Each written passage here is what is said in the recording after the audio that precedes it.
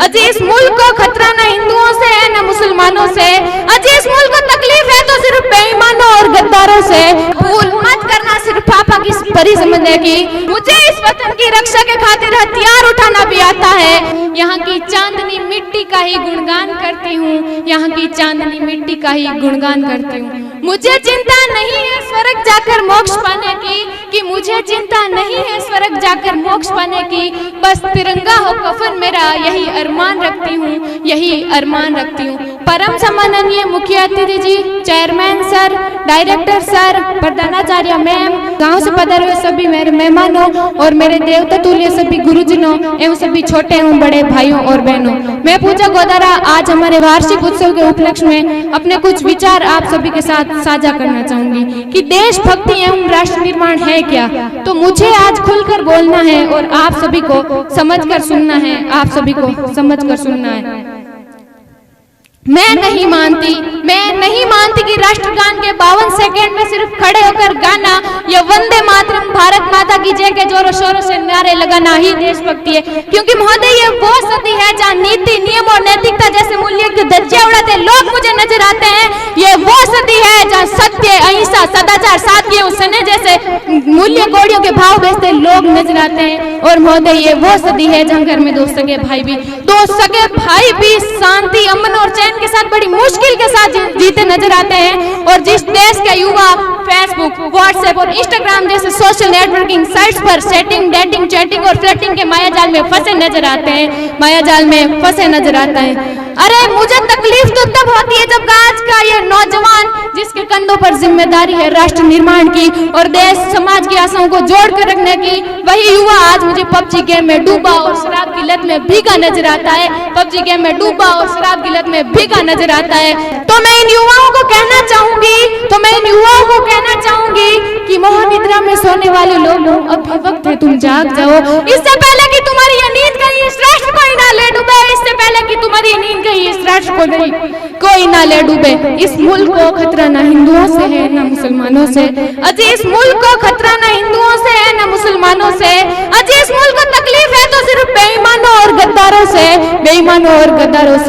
एक सैनिक बनकर सेना में जाना ही देशभक्ति नहीं होती, कि एक सैनिक बनकर सेना में जाना ही देशभक्ति नहीं होती। आजादी के पूर्व बात कुछ और थी और आज बात कुछ और है। तब झांसी की रानी लक्ष्मीबाई से लेकर शहीद आजम वीर भगत सिंह तक, चंद्रशेखर आजाद से लेकर महात्मा गांधी तक, इन्हें हम देशभक्त कहते हैं। परंतु आज मैं देशभक्त कहूँ तो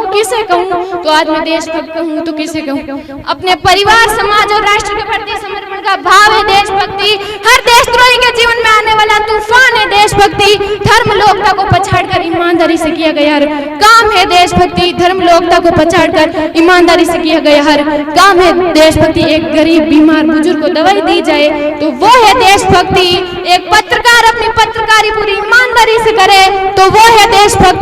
और एक शिक्षक पैसों के लिए नहीं वरन जब विद्यार्थी को आगे बढ़ाने के उद्देश्य से पढ़ाए तो वो है देशभक्ति। और आज का ये नौजवान युवा इस वतन के खातिर दूसरे को मारने के लिए नहीं, पहले खुद मरने को तैयार हो तो वो है देशभक्ति। तो मैं इन देशद्रोहियों को कहना चाहूंगी कि ए हवा में जहर घोलने वालों, फिजाएं हमारे इशारों से बदलती है। तुम क्या तस्वीर बदलोगे मेरे हिंदुस्तान की? शहरों के जिगर में माँ भारती बसती है। और अगर आज मैं यह बात महिलाओं की करूं तो महिलाओं को आज आरक्षित नहीं बल्कि संरक्षित करने की जरूरत है। क्योंकि आज कन्या भ्रूण हत्या, दहेज प्रथा, बाल विवाह, यौन शोषण और बलात्कार जैसी बातें बढ़ती नजर आ रही है। तो नारी सशक्तिकरण में मैं कुछ पंक्तियां अदा करना चाहूंगी कि इस वतन की रक्षा का हम लड़कियों को भी हक है, और इतिहास की किताबें उठाकर देख लो जिनको भी हमारी काबिलियत पर शक है,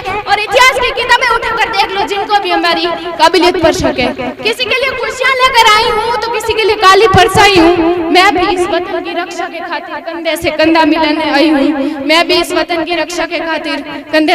मिलाने आई हूँ। और भारत माँ की बेटी हूँ मैं, तैयार हूँ सरहद पर जाकर सीने पर गोली खाने को, तैयार हूँ सरहद पर जाकर सीने पर गोली खाने को। एक माँ बनकर हर दर्द को सह जाना आता है, एक बहन बेटी या पत्नी बनकर हर गम को छुपाना आता है। और रसोई में सिर्फ बेलन ही नहीं साहब, मुझे इस वतन की रक्षा के खातिर हथियार उठाना भी आता है, मुझे इस वतन की रक्षा के खातिर हथियार उठाने भी आता है। और भूल मत करना सिर्फ पापा की परी समझने की, और भूल मत करना सिर्फ पापा की परी समझने की। मैं रानी लक्ष्मीबाई हूँ, मैं रानी लक्ष्मीबाई हूँ। और अगर मैं यहाँ आज बात राजनीति की करूँ तो मुझे राजनीति से कोई परहेज नहीं है, वरन परहेज राजनीति करने की राजनेताओं की नीति से, वरन परहेज राजनेताओं की राज करने की नीति से।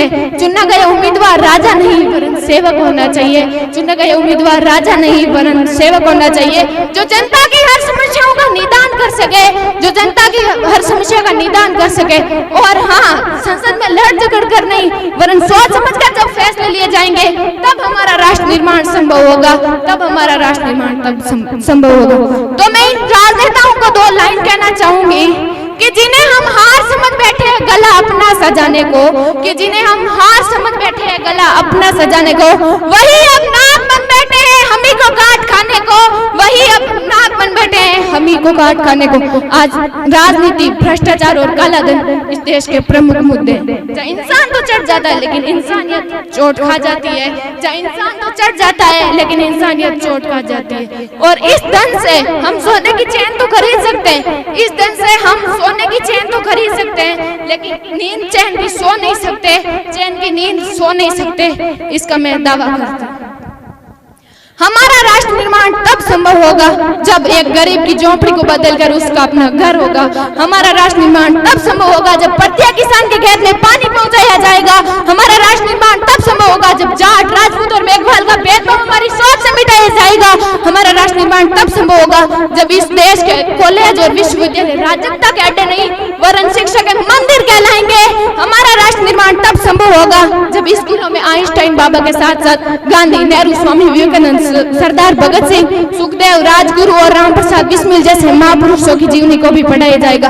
हमारा राष्ट्र निर्माण तब संभव होगा जब हमारा आइडल, हमारा नायक कोई अभिनेता नहीं वरन विंग कमांडर अभिनंदन होगा, विंग कमांडर अभिनंदन जैसा वीर योद्धा होगा। हमारा राष्ट्र निर्माण तब संभव होगा जब परीक्षाओं के पेपर लीक नहीं होंगे और युवाओं के भविष्य के साथ खिलवाड़ नहीं किया जाएगा, जब परीक्षाओं के पेपर लीक नहीं होंगे और युवाओं का भविष्य के साथ खिलवाड़ नहीं किया जाएगा। और अंत में किसी शायर की पंक्तियों और अपनी तमन्ना के साथ मैं वाणी को विराम देते हुए कहना चाहूंगी कि काश मेरी जिंदगी में शरद की कोई शाम आए, कि काश मेरी जिंदगी में शरद की कोई शाम आए, काश मेरी जिंदगी मेरे वतन के काम आए, काश मेरी जिंदगी मेरे वतन के काम है।